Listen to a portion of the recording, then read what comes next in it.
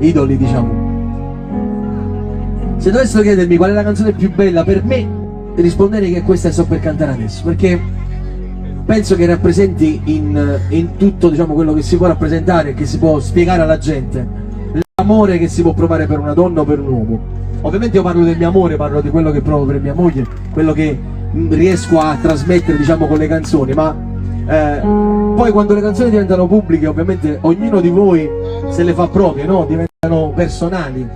Io dico che l'amore è una grande catena che unisce due persone che si amano, una catena fatta di tanti sentimenti messi insieme, no? Non solo dell'amore, ma delle persone.